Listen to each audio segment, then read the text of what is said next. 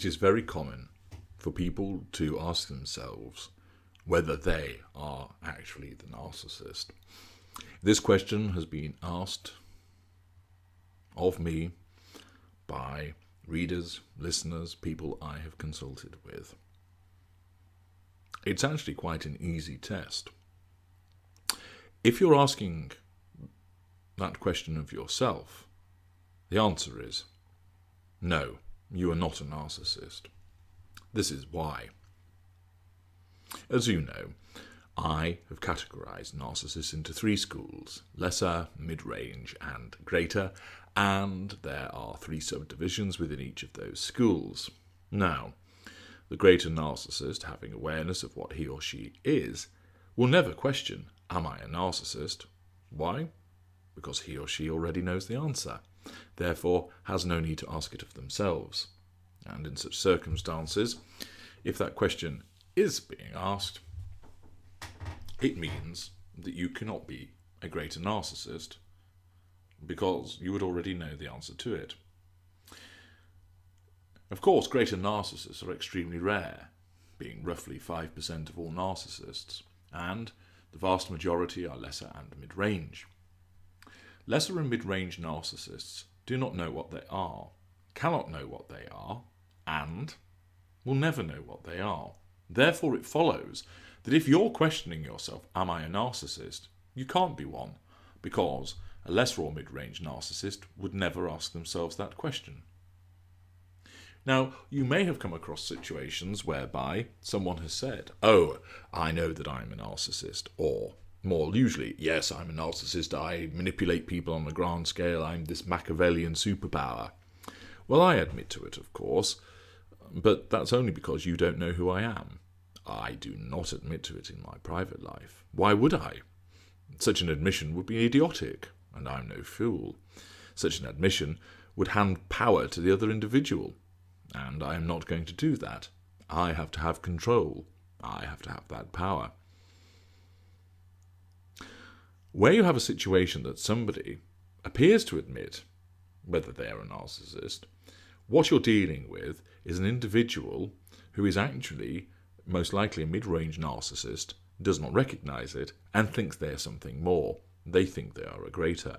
They won't use such terminology necessarily, although sometimes that does happen. Indeed, there are those that come across my work and write to me professing to be greater narcissists. They're not.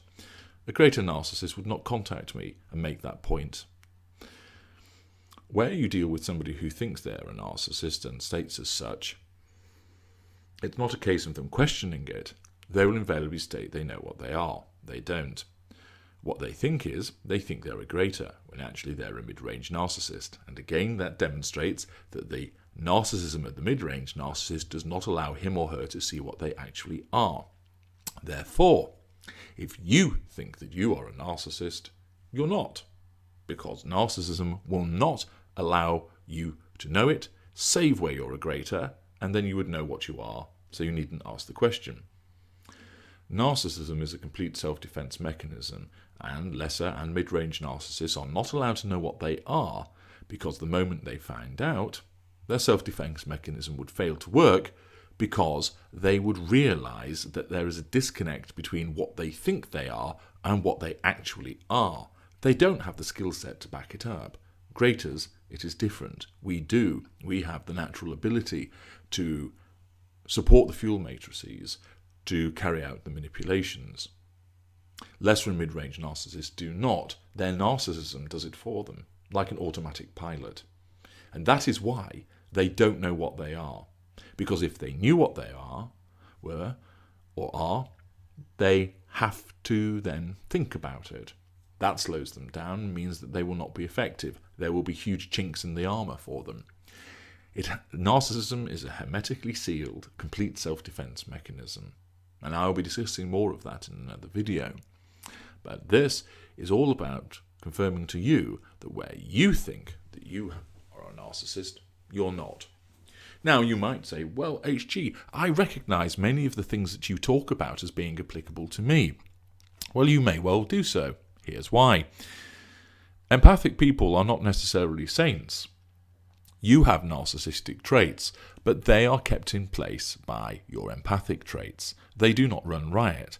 Now, of course, in certain situations, what can occur is that as a consequence of the abuse that you suffer, your empathic traits become ground down, like a sea receding, revealing the rocks, which are your narcissistic traits, and therefore in such circumstances, you fight back. Some people who are super empaths, they have strong narcissistic traits which are still kept in check by their empathic traits. But what happens is that at an earlier event, as opposed to it being ground down by their abuse, the super empath has the empathic supernova, which I've described in another video. And what happens in those circumstances is that individual has a particular threshold. They don't have to be ground down to a particular level, but because of their strong narcissistic traits, there is so much behaviour that causes a line to be crossed, and they fight back. They might appear to behave like a narcissist, but they're not. They're still an empath.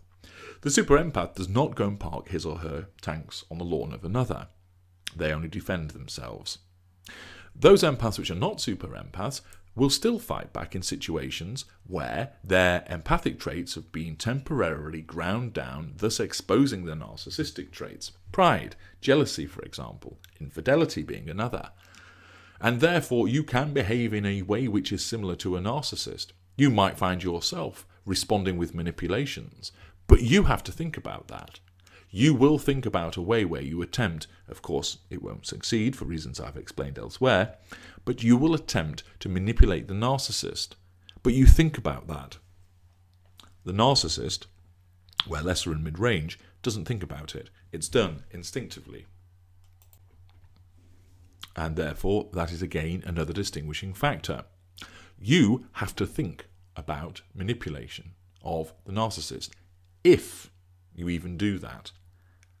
The fact that you're having to think about it, and invariably find it relatively difficult to perform effectively, demonstrates also you're not a narcissist. Some people talk about the concept of catching narcissistic fleas. That's nonsense. You don't catch the behaviours of the narcissist, nor do you become one as an adult, as a consequence of exposure to another narcissist. The formation of the narcissist is described in my video, To Control is to Cope. It happens in the early years of childhood. You do not become a narcissist when you're an adult. You do not get narcissistic fleas.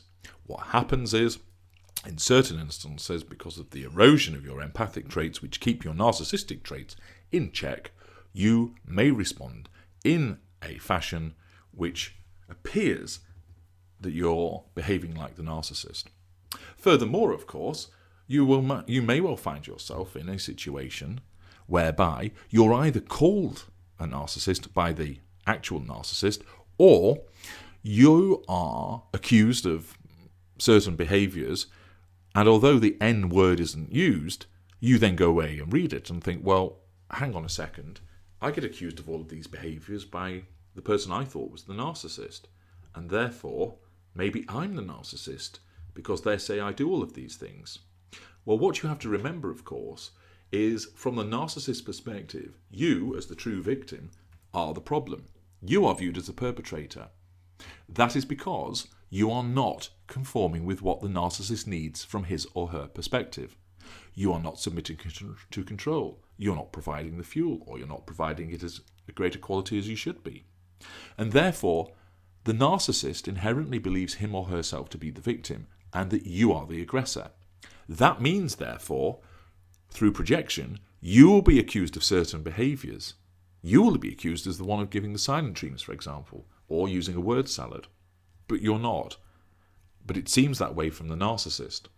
And of course, as a consequence of your bewilderment at the behaviour that you are being subjected to, your erosion of your self-worth and self-esteem, and the sheer utter confusion of what is going on and being tired, you then start to wonder if you are actually the problem. Why?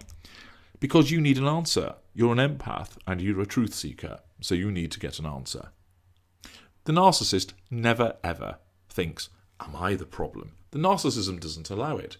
But you, as an empathic individual with a capacity for self-flagellation and self-blame, do think it. The fact that you think that you might be at fault means you're not. Yes, there'll be instances where you might behave rather unpleasantly to the narcissist, but why? It's a reaction to the way that you've been treated. The narcissist does not sit there and think, could this actually be my fault? Because the narcissism doesn't operate that way. For the lesser and mid-range narcissist, they never, ever recognise that they are at fault. A mid-range narcissist might pretend that they're at fault as part of an ongoing subtle manipulation, but does not actually believe that they are. A greater narcissist will recognise that we are at fault, but it doesn't matter because we revel in rejecting that fault for the purpose of the maintenance of power. And therefore, if you believe that you are the narcissist, you're not. Because if you're a greater narcissist, you would already know and you wouldn't have to ask the question. And therefore, the fact that you're asking the question means that if you were a lesser or mid-range narcissist, you just would not ask that question because your narcissism would not allow you to do it. Consequently, where you are questioning yourself as being the narcissist, this is because of your empathic traits which cause you to try and find an answer to explain away the behaviours. It is the impact of your emotional thinking causing you to blame yourself so that you try and repair and fix and maintain the relationship with the narcissist so you continue to feed that addiction by continuing to engage.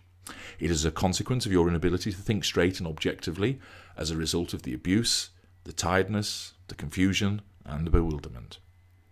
All of these factors combined to have you thinking that you are the narcissist when you're not. And if you remain in any further doubt, consult with me, and I will ensure that it is put beyond doubt.